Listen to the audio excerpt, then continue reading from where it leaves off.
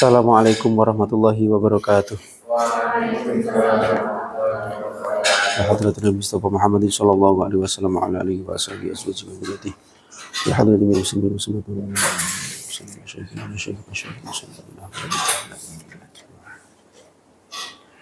sallallahu ila arhiki azab Yusuf jadi sallallahu alaihi ta'ala wa rasulullah sahibul kitab ya ulumati Nabi Muhammad bin Muhammad nafa'ana Allah bihi wa bil bitaraini amin amin ya rabbal alamin. Al-Fatihah. A'udzu billahi minasyaitonir rajim. Bismillahirrahmanirrahim. Alhamdulillahirabbil alamin arrahmanir rahim maliki yaumiddin. Iyyaka na'budu wa iyyaka nasta'in ihdinas siratal mustaqim. Shiratal ladzina an'amta 'alaihim ghairil maghdubi 'alaihim waladdallin. Amin. Bismillahirrahmanirrahim. Qala al-mu'allif rahimahullah wa nafa'ana bihi wa bi ilmihi fid dharaini amin amin ya rabbal alamin.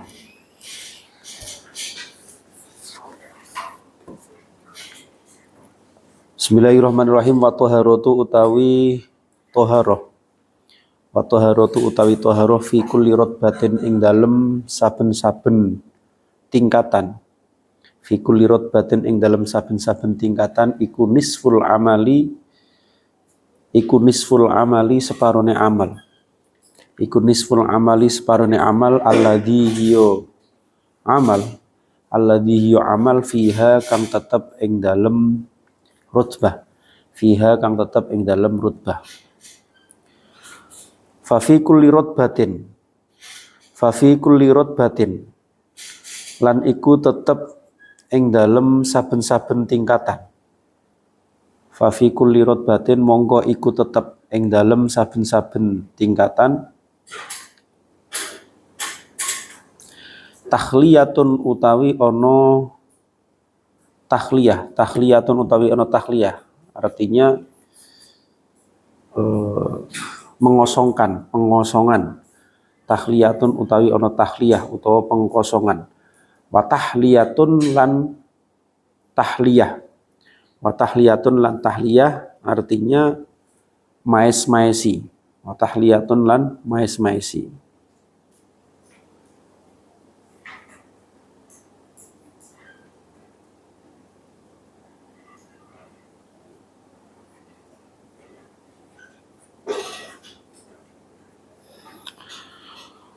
Wa tahliyatu utawi ngosongake, wa tahliyatu utawi ngosonge utawa tahliyah. Wa tahliyatu utawi ngosongake.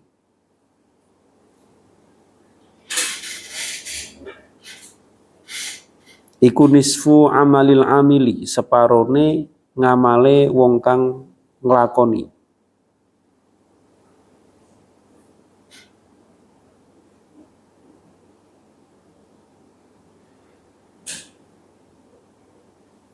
Iku nisfu amalil amili separone ngamale wong kang nglakoni.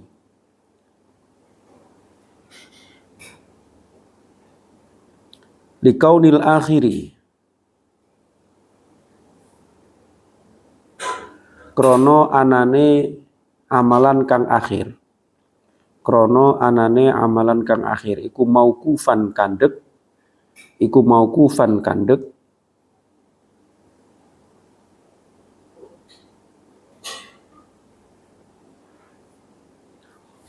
alaihi ing atase tahliyah, alaihi ing atase nisfu amal.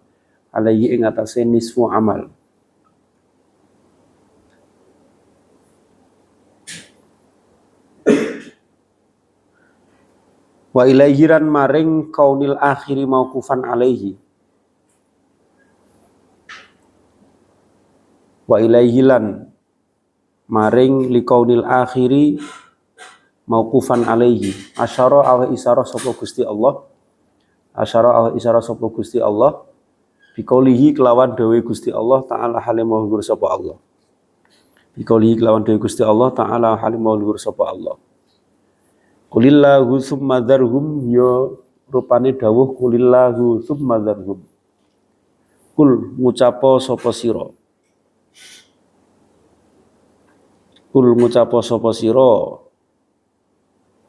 Ngucap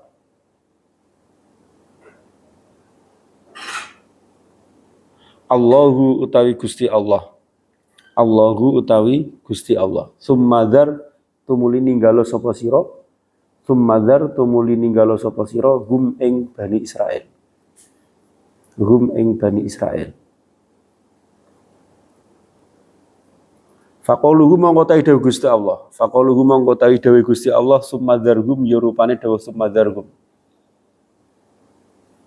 Summadzarhum ya rupane dawuh summadzarhum iku takhliyatun ngosongake, iku takhliyatun ngosongake. Amma saking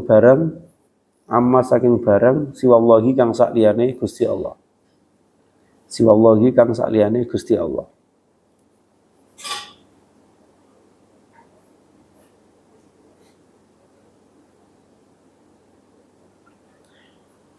Wa kadzalika lan kaya mengkono-mengkono kulillahu summadzaruhum. Wa kadzalika lan kaya mengkono-mengkono kulillahu summadzaruhum. Fil qalbi ing dalem ati. Fil qalbi ku tetep ing dalem ati.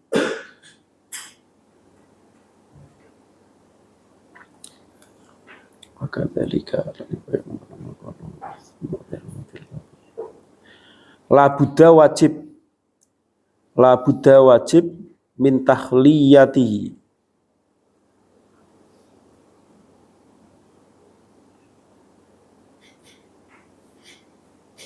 Min takhliyatihi saking ngosongake ati min takhliyatihi saking ngosongake ati anil akhlaki saking akhlak adzami mati kang olo.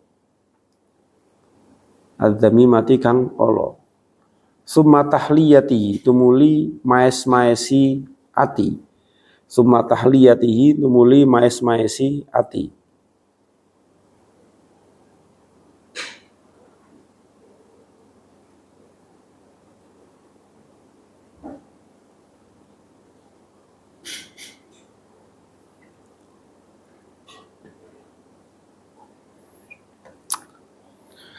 Bil akhlaki kelawan akhlak al mahmudati kang terpuji. Bil akhlaki kelawan akhlak al mahmudati kang terpuji. Wa kadzalika lan kaya mengkono-mengkono wa kadzalika lan iku kaya mengkono-mengkono al qalbu utawa fil qalbi. Wa kadzalika lan iku kaya mengkono-mengkono fil qalbi fil jawarihi utawi tetep ing dalem pira-pira anggota. Fil jawarihi utawi tetep ing dalem pira-pira anggota.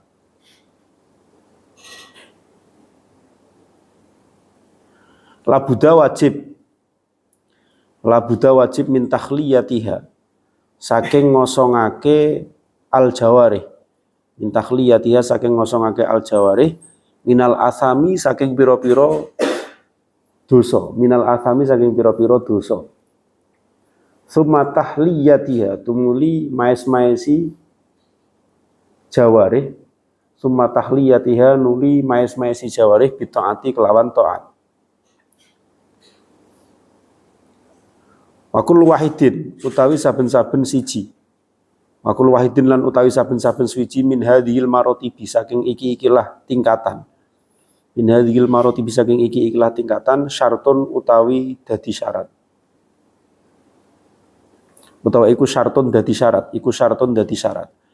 Wa kullu wahidin lan utawi saben-saben siji min hadhil marotibi saking iki-ikilah tingkatan syartun iku dadi syarat lil khaudi maring nyelem fima ing dalem barang ba'dahu kang tetep ing dalem sause ma.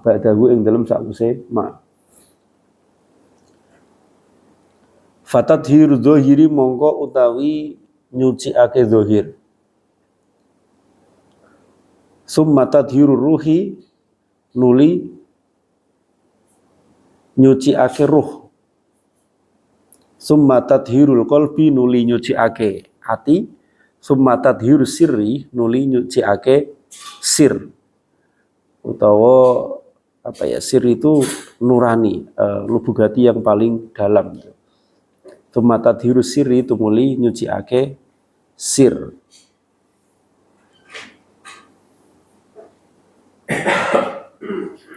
Jadi tingkatan-tingkatan bersuci, kemarin itu kan ada 4 tingkatan bersuci. Jadi tingkatan ini memang menunjukkan urutan. Kita tidak akan bisa mencapai pada tingkatan keempat kalau kita tidak melewati tingkatan-tingkatan sebelumnya. Kita tidak akan bisa mencapai tingkatan yang kedua kalau kita belum bisa melewati tingkatan yang pertama. Nah, setiap tingkatan itu menjadi sebagian amal. Ya. Jadi setiap tingkatan merupakan bagian dari amalan yang akan dilakukan. Artinya itu tadi seperti yang saya sampaikan, artinya tingkatan itu wajib untuk dilewati. Tingkatan itu wajib untuk dilewati karena dia menjadi bagian dari amalan yang akan dilakukan. Nisful amali alladzi fiha. Jadi dia menjadi bagian yang harus dilakukan untuk mencapai tingkatan berikutnya. Ya, sekali lagi setiap tingkatan dalam bersuci itu adalah bagian dari amalan yang akan dilakukan. Nah, di setiap tingkatan itu fa fi kulli rotbatin tahliyatun wa tahliyatun. Setiap tingkatan itu ada yang namanya proses tahliyah, kemudian ada proses tahliyah. Nah, proses tahliyah itu adalah sebagian dari amal yang dilakukan, ya, pengkosongan, pensucian itu adalah bagian dari amal yang menjadi syarat dari amal berikutnya itu.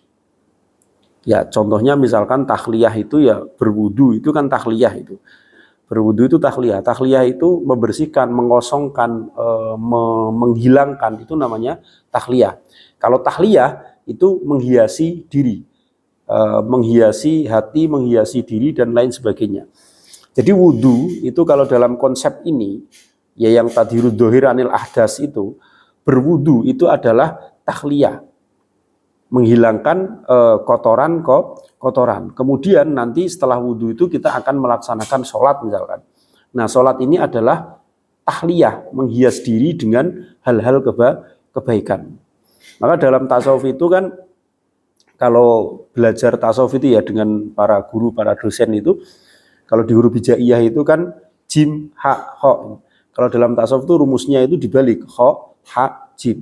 Jadi yang pertama dilakukan itu adalah tahliyah, kemudian nanti tahliyah, kemudian nanti baru kita bisa bertajali, bisa mendapatkan kedudukan yang tinggi di hadapan Allah. Jadi yang pertama kali dilakukan itu adalah membersihkan diri dari berbagai macam kotoran.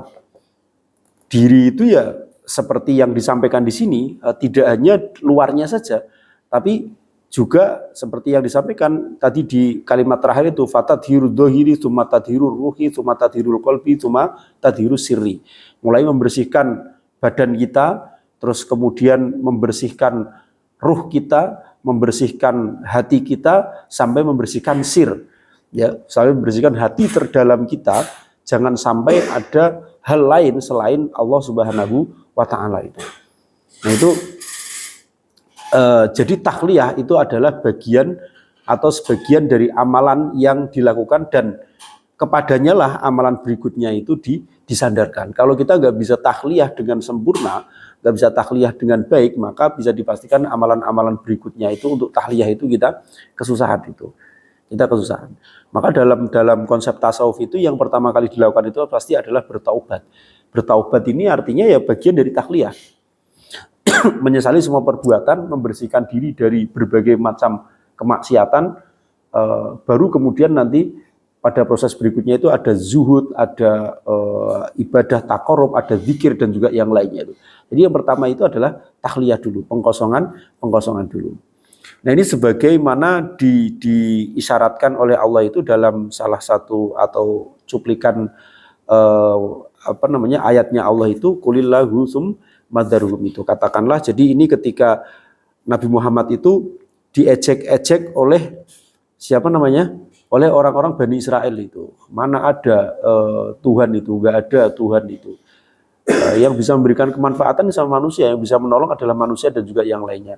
Kemudian pada akhir ayat itu Nabi Muhammad diperintahkan, katakanlah wahai Muhammad, Tuhan itu adalah Allah. Tsumma darhum, kemudian tinggalkanlah mereka. Kemudian tinggalkanlah mereka itu.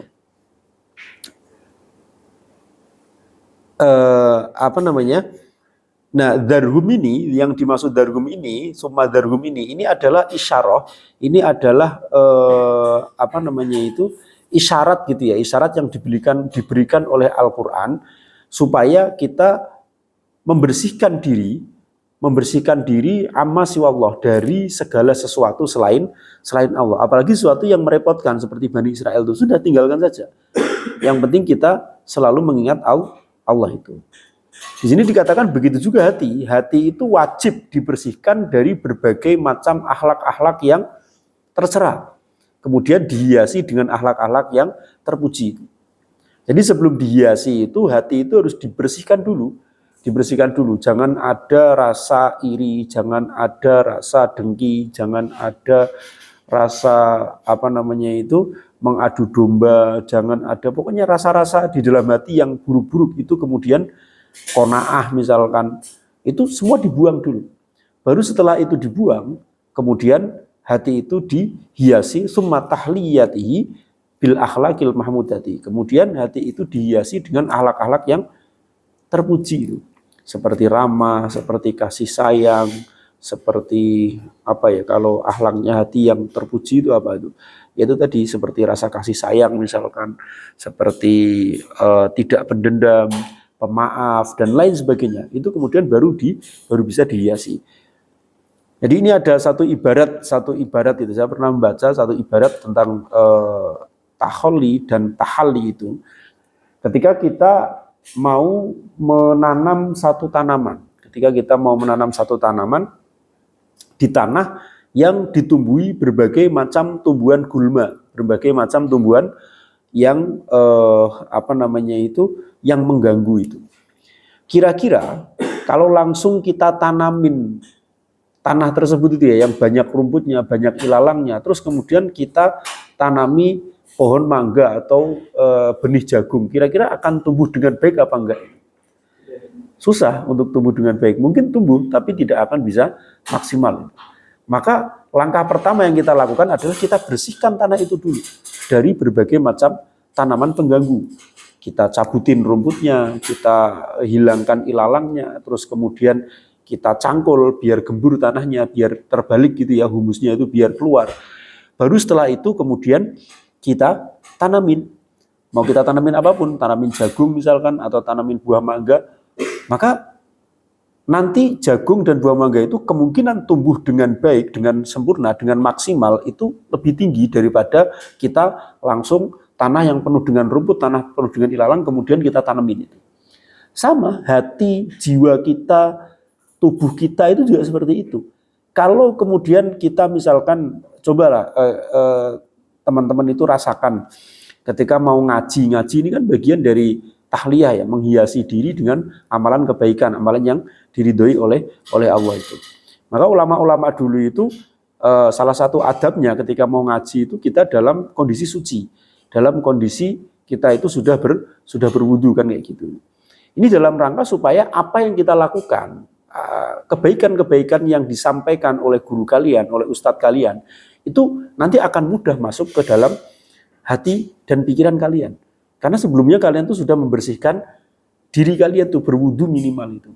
Apalagi ketika kalian itu benar-benar seperti yang saya sampaikan, niatannya itu benar-benar menghilangkan hawa nafsu yang ada di dalam hati kalian itu. Dihilangkan dulu, maka dengan mudah kalian akan bisa menangkap apa yang disampaikan oleh guru-guru dan kiai-kiai kalian itu. Sama seperti ibaratnya tanah tadi. Kalau tanah tadi itu dibersihkan dulu gulmanya, dibersihkan dulu tanaman pengganggunya, maka ketika kalian menanam apapun di situ, kemungkinan untuk tumbuh secara maksimal itu lebih besar daripada kalian langsung menanam di tanah yang penuh dengan rumput, penuh dengan gangguan. Sama seperti kalian ketika kalian mau berperilaku baik, tapi kok kalian masih dipenuhi dengan keburukan di diri kalian, ya perilaku baik itu tidak akan bisa menjadi kebiasaan kalian. Seperti belajar kayak gini, belajar itu kalau kalian tidak mengkosongkan pikiran kalian dulu dari hal-hal yang sifatnya duniawi, mengkosongkan hati kalian untuk ikhlas dan pasrah menerima ilmu itu akan susah untuk menerima ilmu. Ingat, tapi setelah keluar dari sini lupa. Apalagi sampai menjalankannya itu susah. Untuk mengingat teorinya saja itu susah itu. Maka saya pikir-pikir benar ulama-ulama dulu itu yang membuat membuat satu teori gitu ya, kalau mau belajar itu kalau bisa dalam kondisi suci. Karena itu bagian pensucian itu, tathir itu adalah bagian dari tahliyah. Membersihkan, simbol untuk membersihkan diri kita dari berbagai macam kotoran. Maka nanti akan bisa tumbuh dengan subur apa yang kita tanam. Hati itu juga kayak gitu. Hati itu akan terbiasa melakukan kebaikan. Ketika sebelumnya kita sudah menghilangkan kotoran-kotoran dalam hati kita, baru kemudian kita menghiasinya dengan amalan kebaikan. Anggota badan juga seperti itu. Kalau kita masih terbiasa melakukan perbuatan maksiat itu, maka untuk melakukan ketaatan kita juga akan susah. Yang pertama kali dilakukan ya kita mencoba untuk tidak melakukan kemaksiatan. Sudahlah, jangan melakukan hal-hal yang buruk. Tinggalkan. Setelah itu nanti kita akan bisa dengan mudah insya Allah melakukan hal-hal yang baik. Ya, tadi analoginya adalah pada tanah gitu ya, tanah yang banyak gangguannya itu kalau ditanemin sesuatu itu ya susah untuk tumbuh. Tapi kalau tanah itu sudah dibersihkan, sudah bagus, sudah diolah terlebih dahulu, maka dia akan mudah untuk menumbuhkan tanaman-tanaman yang bermanfaat itu. Nah, maka keduanya ini seperti urutan yang harus dilakukan. Dan kalau mau syaratnya sampai mencapai tajalli, sampai mencapai kedudukan yang tinggi di mata Allah itu, ya keduanya harus dilakukan. Analoginya kayak gini, kalau misalkan kalian itu berhasil tahliyah ya, berhasil untuk menghindari hal-hal yang buruk, berhasil membersihkan diri kalian, hati kalian dari hal-hal yang buruk, terus kemudian kalian tidak tahliyah, kalian tidak menghiasi diri kalian, tidak menghiasi hati kalian dengan hal yang baik, maka keburukan itu akan muncul lagi. Keburukan itu akan muncul lagi karena ada kekosongan. Nah, kalau kosong itu pasti keburukan yang akan muncul. Sama seperti analogi tanah tadi. Kalau kalian hanya cabutin rumputnya, kalian sudah berulang kali dia nyabutin rumput yang ada di depan sini, ada di depan pondok itu, sampai disemprot obat sampai mati itu. Kira-kira tumbuh lagi nggak rumput itu? Tumbuh lagi. Karena tidak ada tanaman yang lain. Karena tidak ditumbuhi tanaman yang lain. Tapi kalau misalkan kalian tumbuhi misalkan pohon-pohonan dan juga, ini hanya analogi ya, jangan terus kalian besok tumbuhin pohon, kalian nggak bisa parkir nanti gitu kan. Ya analoginya kayak gitu. Jadi kalau ilalang itu kemudian setelah dibersihkan dan tidak ada tanaman berikutnya yang ditanam, maka ilalang itu lagi yang akan tumbuh itu. Sama seperti hati kalian, diri kalian, kalau kalian rajin untuk membersihkan diri, tapi tidak diikuti kemudian dengan menghias diri, dengan mendekatkan diri kepada Allah, maka keburukan itu akan terus bermunculan. Maka ini dua konsep yang harus dilakukan secara berurutan dan dua-duanya ini harus dilakukan. Tidak bisa kita hanya melakukan tahliyah terus kemudian kita akan mencapai derajat yang tinggi itu menurut tasawuf itu nggak bisa. Karena itu tadi, kalau kita mengkosongkan hati kita mengkosongkan diri kita, meskipun tidak melakukan perbuatan buruk, maka perbuatan buruk yang akan muncul lagi itu. Syaratnya itu tahliyah itu harus dilakukan itu, baik di dalam hati kita ataupun di dalam anggota tubuh kita. Anggota tubuh kita misalkan kita sudah menghindarkan diri dari hal-hal yang sifatnya itu maksiat. Kita sudah mencoba untuk menghindarkan mulut kita dari menghibah orang lain. Terus kemudian menghindarkan mulut kita dari tidak mencela orang lain, tidak menyakiti orang lain dan lain sebagainya itu. Kita sudah menghindarkan itu. Sudah selama 1 tahun mungkin kalian bisa untuk melakukan itu. Tapi kalau kemudian tidak dibiasakan mulut kalian untuk berzikir, tidak dibiasakan untuk membaca Al-Quran, untuk murojaah kitab, untuk berdiskusi hal-hal yang baik, maka kira-kira 1 tahun itu, nanti kalau sudah bosan itu, nafsu sudah datang itu, maka akan kembali lagi kalian terbiasa untuk hal-hal yang buruk itu tadi. Maka setelah kalian berhasil, langkah berikutnya wajib itu adalah untuk menghiasi diri kalian, menghiasi jawarih kalian, hati kalian, anggota tubuh kalian dengan hal-hal yang sifatnya itu baik. Ya, bisa dipahami ya di sini ya. Itu konsep dalam tasawuf tuh kayak gitu. Jadi konsep pembersihan itu tidak hanya pembersihan saja, karena itu baru separuh. Tahliyah itu hanya nisfu amalil amil. ya, karena akhir dari amal itu sebenarnya bukan tahliyah, tapi pada tahliyah itu tadi, pada yang pakai hak. Ya kalau pakai kho, tahliyah itu artinya adalah mengkosongkan, membersihkan, menyingkirkan hal-hal yang buruk. Kalau tahliyah itu makna aslinya adalah, kalau orang Jawa Timur tuh kalau ngaji kitab dulu tuh maknanya maes-maesi. Ya, maes-maesi itu ya berarti menghiasi, berarti memberikan hal-hal yang baik pada anggota tubuh kita, pada hati kita, pada sir kita, pada ruh kita. Nah, ini harus dilakukan. Ini harus dilakukan. Hati, jawareh, semuanya kayak gitu. Dan wakul wahidin min hadhil maratib syaratun lil khawdi fima ba'dahu. Setiap tingkatan dalam pensucian itu ya. Kemarin tingkatannya adalah yang pertama tadhirud dohir, membersihkan dohir kita. Terus kemudian yang kedua tadhirul jawarih, membersihkan anggota kita dari kemaksiatan kepada Allah, dari berbagai macam dosa. Kemudian yang ketiga membersihkan hati dari akhlak yang tercela. Yang keempat adalah membersihkan sir, rahasia kita, amma siwallah, membersihkan nurani kita dari segala hal selain Allah. Sampai pada tingkatan tersebut itu. Nah, setiap tingkatan itu adalah syartun lil khawdi fima ba'dahu. Syarat untuk kita bisa masuk, bisa menyelami tingkatan yang berikutnya. Jadi kalau di sini dikatakan seperti itu, dan saya setuju dengan pemikiran ini, maka saya itu tidak terlalu tertarik dengan pemikiran-pemikiran yang sering saya sampaikan itu ya.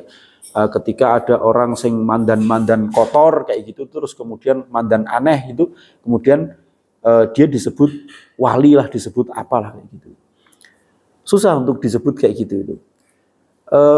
Karena di sini itu ya memang urutannya kayak gitu. Bagaimana dia bisa mencapai pada tingkatan wali, tingkatan tadhirus sir amma siwallah itu, kalau dia saja itu belum bisa menjaga kesucian dohirnya saja, itu belum bisa. Terkadang kan orang yang dianggap wali itu kan yang di pasar, yang kotor, terus kemudian dia bisa ngaji, walinya Gusti Allah. Wali dalam artian orang yang benar-benar dekat dengan Allah karena usaha ya, karena terus kemudian dia bisa memberikan petunjuk dan yang lainnya, yang dalam artian seperti nabi. Wali kalau dalam artian dia mendapatkan ridhonya Allah untuk menjadi kasihnya Allah, itu beda lagi gitu ya. Itu beda lagi kalau dalam artian kayak gitu. Wali yang dalam artian dia punya keistimewaan, dia punya hal tertentu yang membuat dia itu diangkat oleh Allah itu. Saya nggak terlalu suka dengan konsep-konsepnya seperti itu.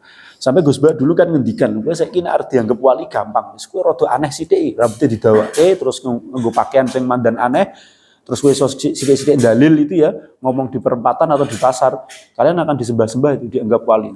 Sekarang kan konsepnya kayak gitu kan. Ada kan yang konsep wali-wali seperti itu tuh. Ada fenomena hal yang semacam itu di media sosial itu. Ada itu siapa yang disebut Gus Ja'far atau apa, itu banyak orang transfer uang ke dia, minta didoakan. Padahal dia berpakaian saja tidak. Dia hanya pakai rambutnya gondrong, terus kemudian, ini bukan berarti niat merendahkan orang, tapi ini ilmu gitu ya. Ilmu kalau menurut Ihya ini, kita tidak akan bisa mencapai pada tingkatan wali, kalau kita menjaga kesucian yang mudah saja, kesucian dohir kita saja itu tidak bisa. Bagaimana kemudian kita bisa menjaga sir kita supaya selalu ingat sama Allah itu. Maka saya itu orang yang menolak teori-teori bahwasanya itu walinya Allah dan juga yang lainnya. Apalagi orang yang oke lah mungkin dohir dia bisa membaca, tapi jawarih bisa nggak dia menjaga jawarihnya? Bisa nggak mensucikan jawarihnya? Ada orang yang omongannya ngawur, dia masih gelem misuh, masih gelem memfitnah orang, masih suka mengadu domba, masih suka iri dengki dengan orang, menyerang personal orang, tapi kemudian dianggap sebagai wali.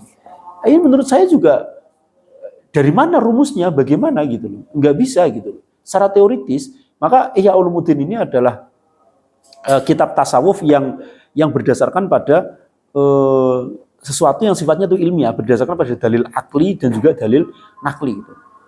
Bukan yang murni tasawuf yang metodenya itu irfani, metode irfani itu hanya wiridan, terus nanti kemudian mendapatkan ilmu dari Allah. Tidak hanya seperti itu, tapi harus ada usaha yang dilakukan. Ini tadi untuk bisa misalkan mencapai pada tingkatan para nabi, tingkatan para wali itu ya, yaitu tadhirus sir amma siwallah itu, kita harus melalui tadhirul zohir anil ahdas. Kita harus bisa dulu mengurusi zohir kita supaya bersih dari hadas.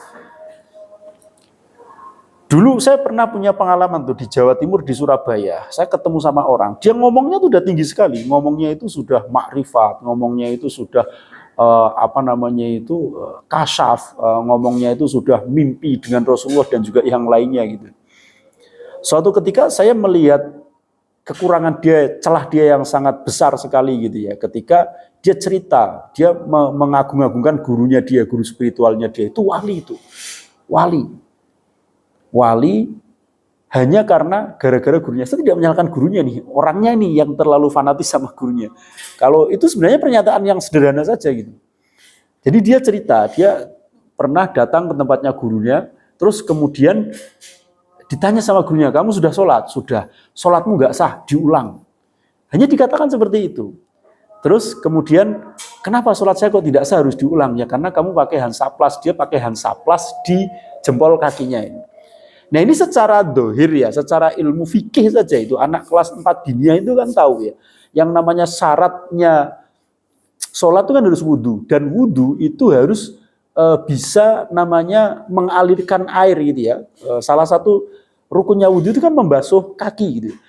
Membasuh kaki sampai ke mata kaki. Lah itu di bawah mata kakinya dia ada hansaplas. Air dimungkinkan tidak masuk kepada kulitnya dia. Wajar kalau sholatnya itu tidak sah. Itu sebenarnya pelajaran syariat, tapi bagi dia itu dianggap sebagai hakikat itu. Dianggap sebagai, guru saya itu bisa mengetahui kalau sholat saya itu nggak sah, luar biasa. Jika ngerti kalau Gusti Allah kayak gitu. Belanya seperti itu. Nah ini menunjukkan jika bagaimana kemudian orang seperti ini kok berbicara tentang makrifat, berbicara tentang kehidupan, sedangkan dia padahal yang dasar saja. Padahal dalam pembersihan diri saja, pembersihan dohir saja, dia itu tidak paham. Dia tidak tahu wudhu yang sah itu seperti apa. Itu baru wudhu, belum mandi besar, belum istinja, ya membersihkan kotoran ketika kita buang air itu. Wah itu saya nggak yakin. Kemudian bagaimana orang seperti ini kemudian menganggap dirinya itu lebih tinggi daripada orang lain di matanya Allah itu. Kalau dia tidak menyombongkan diri nggak apa-apa. Dia misalkan dia nggak cerita tentang dia itu punya pengalaman spiritual ini, nggak apa-apa, nggak cerita itu. Bisa jadi itu dimaaf sama Allah. Tapi dia ngomong kayak gitu, itu nanti bisa menyesatkan orang lain, dianggap apa yang dia sampaikan itu adalah satu kebenaran itu. Padahal belum tentu itu satu kebenaran. Bisa jadi dia salah menangkap dari gurunya dan juga yang lainnya. Maka yang paling benar itu kalau mau jadi wali ya seperti ngendikan Gus Ba, jalur wali tapi jalur ngaji gitu. Kalau kita terus mengaji, istiqomah ngaji itu ya ada kemungkinan jadi wali. Karena ada keyakinan setiap kitab itu ditulis dengan keikhlasan dan pasti itu ada keberkahan di situ. Kalau Al-Qur'an itu kan setiap hurufnya ada 10 kebaikan. Jadi kalau kalian sering membaca Al-Qur'an itu banyak sekali kebaikan yang ada pada diri kalian. Bisa jadi kebaikan itu nanti bisa diwujudkan dalam bentuk kalian diangkat derajatnya menjadi walinya Allah itu. Banyak kan kayak gitu.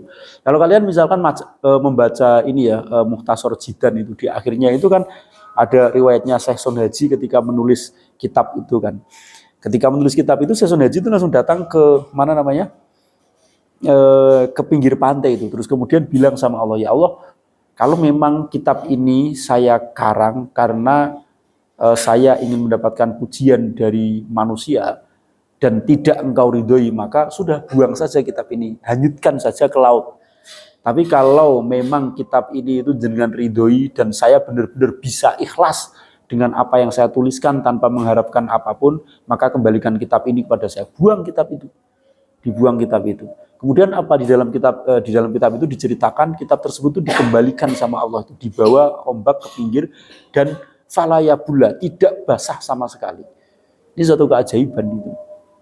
Maka beda dengan karya-karya profesor sekarang misalkan yang meskipun pemikirannya tajam dan juga apa ketika kalian baca itu tidak akan terlalu banyak memberikan keberkahan. Tapi kitab klasik yang sudah dituliskan ratusan tahun yang lalu ketika kalian pelajari dengan istiqomah itu akan bisa memberikan sesuatu yang ya tidak terpikirkan oleh kita gitu. Ada kebaikan-kebaikan yang akan datang. Maka ketika kalian tiap hari itu ngopeni kitabnya para ulama kayak gini ngaji terus itu tidak menutup kemungkinan nanti kalian itu akan menjadi walinya Allah.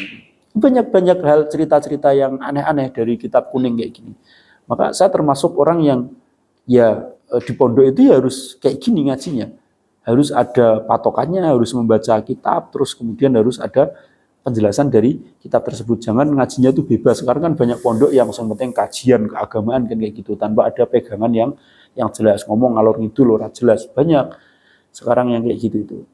Terus ada juga karena metode gitu kan, karena berbasis pada metode, kemudian dia ciptakan metodenya sendiri, dia ciptakan ringkasannya dia sendiri, dia tulis sendiri, terus jadikan kurikulum di pondoknya. Nah itu ya terserah sih. Tapi kalau saya lebih cenderung pada yang seperti ini. Kita menghargai dan kita mencoba untuk mengalap berkah, mengambil keberkahan dari apa yang dituliskan oleh ulama-ulama terdahulu, karena ulama-ulama terdahulu itu kesolihannya, keintelektualitasnya, terus keikhlasannya itu sudah teruji. Sekarang itu kita nulis buku saja, nulis jurnal itu setelah 2 tahun itu sudah tidak 5 tahun itu sudah tidak diakui, nggak boleh dibaca lagi itu, nggak boleh jadikan sebagai referensi kan gitu. Nah ini kitab sudah ratusan tahun sampai sekarang itu masih banyak jadikan referensi, masih banyak dikaji di mana-mana. Jurnal sekarang itu, misalkan kalian nulis jurnal, nulis buku itu, kalau dibuat referensi untuk karya tulis itu adalah 5 tahun terakhir. Jadi kalau kalian nulis bukunya itu tahun 2015, bisa jadi itu tidak akan disentuh orang. Kalian nulis jurnal tahun 2010 sudah dilupakan orang. Hanya akan didokumentasikan di Google Scholar kalian, sudah kayak gitu aja. Nggak bisa buat apa-apa ini.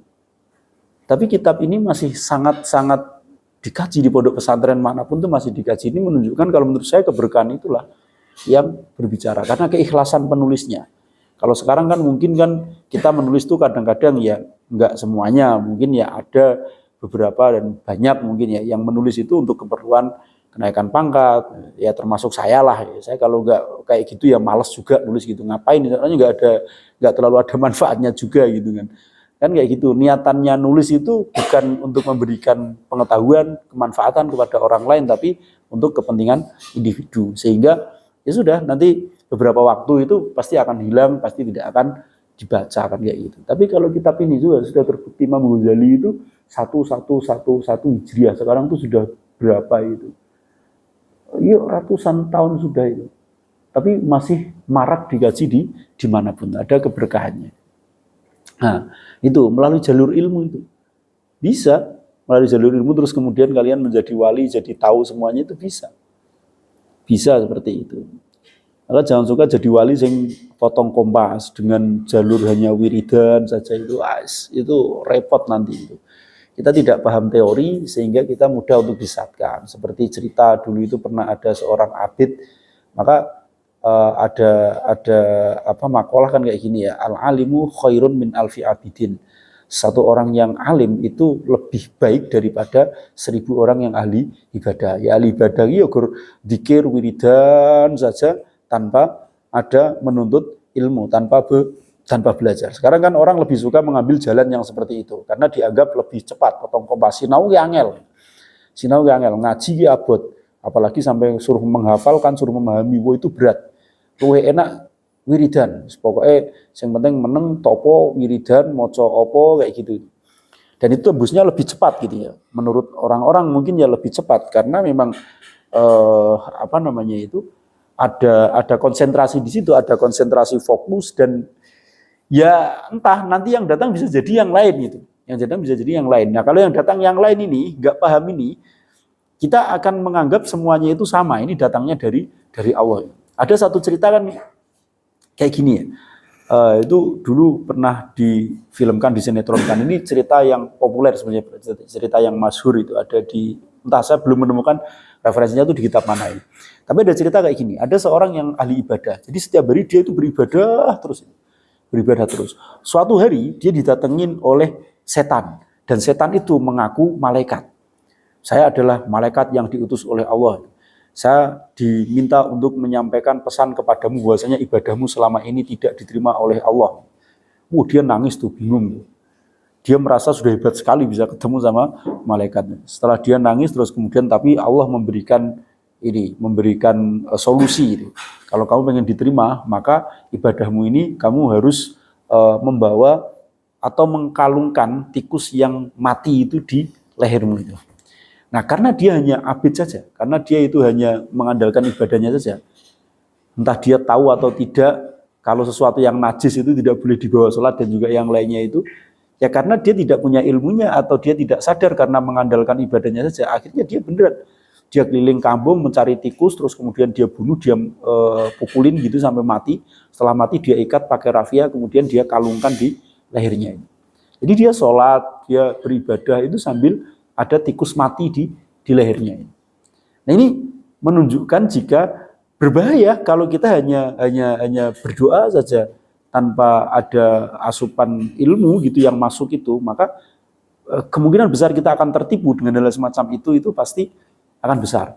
Nah kalau orang punya ilmu, dia akan berpikir tidak mungkin Allah menyuruh orang beribadah dengan menggunakan atau membawa najis di dalam tubuhnya. Sedangkan syarat utama ibadah itu, sholat itu syaratnya itu adalah suci dari hadas dan juga dari najis.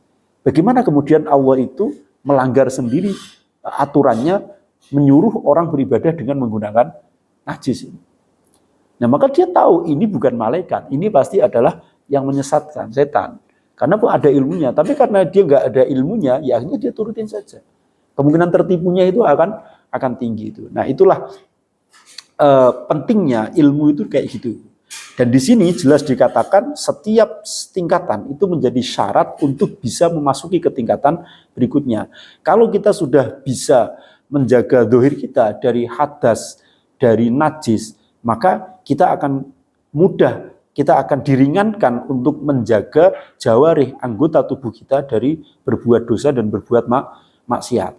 Kalau kita sudah bisa menjaga tubuh kita, anggota badan kita dari perbuatan maksiat, maka kita akan diberikan kemudahan untuk bisa menjaga hati kita supaya tidak melakukan kemaksiatan kepada Allah, supaya terhindar dari akhlak-akhlak yang sifatnya tercela. Nanti kalau sudah bisa menghindarkan hati kita dari akhlak yang tercela, Allah pasti akan memberikan kemudahan untuk menanamkan sir kita atau untuk mengkosongkan sir kita dan hanya diisi oleh Allah. Itu para wali, para nabi itu hatinya itu senantiasa terpaut sama Allah, sudah tidak terpikirkan. Lah orang-orang yang seperti itulah yang kemudian itu la khaufun alaihim walahum yahzanun, karena hidupnya dia itu sudah berdampingan dengan Allah. Isi hatinya dia itu hanya Allah. Maka dia sudah tidak memikirkan dunia, dia tidak peduli besok bisa makan atau tidak, itu dia tidak peduli. Dia tidak akan sedih yang berlebihan ketika kehilangan sesuatu, dia juga tidak akan merasa bahagia yang berlebihan ketika dia mendapatkan sesuatu, karena dia sudah memiliki Allah di dalam hatinya. Nah, untuk bisa mencapai pada tingkatan itu, kita harus mampu dulu melewati tahapan-tahapan bersuci itu tadi. Mulai dari bersuci, mensucikan zahir kita, terus menjaga anggota badan kita, mensucikan hati kita, baru kemudian nanti sir kita itu, nurani kita itu akan benar-benar bisa bersih itu. Itu. Maka untuk bisa, sekali lagi, untuk bisa tadhirus sir, kita harus melewati tadhirul zahir, tadhirul ruh, tadhirul qalbi, baru kita bisa masuk pada tadhirus sir. Karena itu tadi, kul wahidin min hadhil maratib syartun lil khawdi fima ba'dahu, menjadi syarat bagi kita untuk bisa menyelami sesuatu yang setelahnya. Kalau kita belum bisa memahami syariatnya, ya kita akan susah memahami hakikatnya itu. Oke. Fala yang bayi mongko ora prayoga.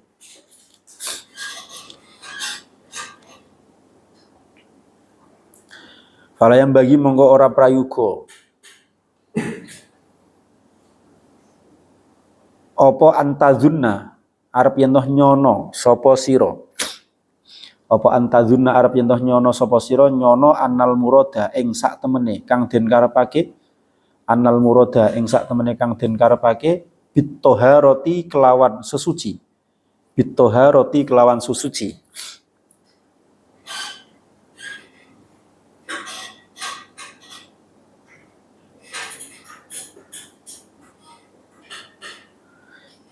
Iku tadhiru dzahiri, iku tadhiru dzahiri nyuciake dzahir. Iku tadhiru dzahiri nyuciake dzahir fahasbu mongko cukup, fahasbu mongko cukup.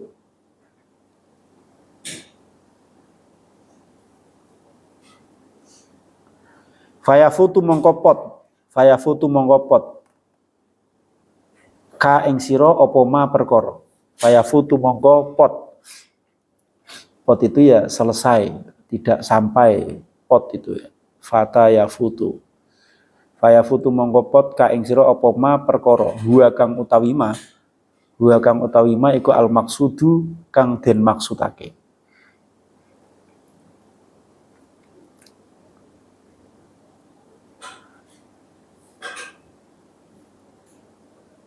Wala tazunna lan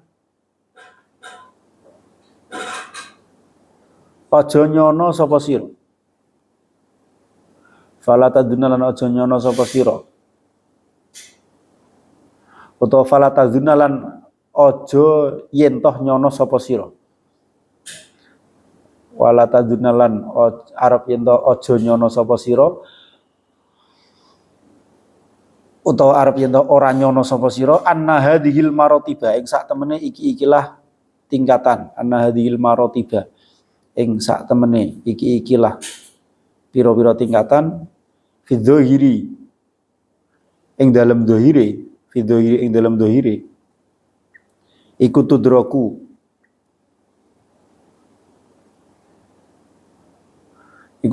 bisa nemu sapa sira. Iku tudraku bisa den temu. Ya ana hadhil maratiba ing sak temene iki-ikilah pira-pira tingkatan fidoiri ing dalam dohire iku tudraku bisa den temu apa maratib. Iku tudraku bisa den temu apa maratib bil manna kelawan angen-angen. Bil manna kelawan angen-angen watuna lulan bisa den perkoleh apa maratib. Watuna lulan bisa den perkoleh apa maratib bilhawyina kelawan gampang. Bilhawyina kelawan gampang. Fa innaka mongko sak temene sira. Fa innaka mongko sak temene sira iku lau syamirta. Lamun mlaku sapa sira. Iku lau syamirta lamun mlaku sapa sira.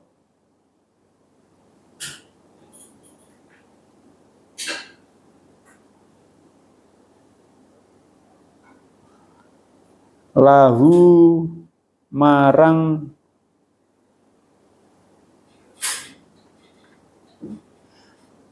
apa? Lahu marang tadhir gitu aja. Lahu marang tadhir.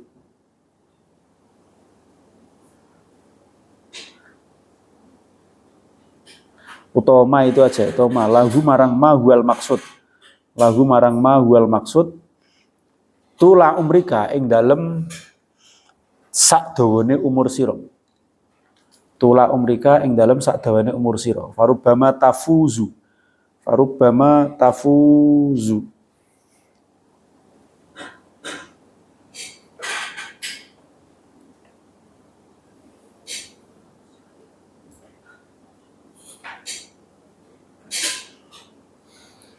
Monggo terkadang bejo sapa sira. Monggo terkadang bejo sapa sira fihi ing dalem ma. Fihi ing dalem ma.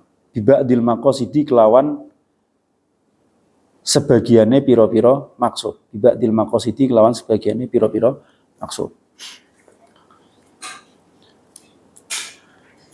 Fala yang bagi antadzuna annal murad bi taharati tadhiru dhahiri fahasbu. Kita diingatkan bahwasanya yang dimaksud dengan toharoh dalam kajian kitab ini itu tidak hanya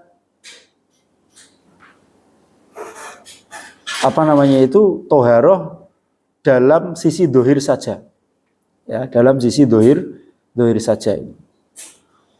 Nah, itu yang diingatkan tuh kayak gitu. Falam bagi antadunna, jangan sampai kita menyangka jika yang dimaksud dengan toharoh di sini itu adalah toharoh dalam segi dohir saja.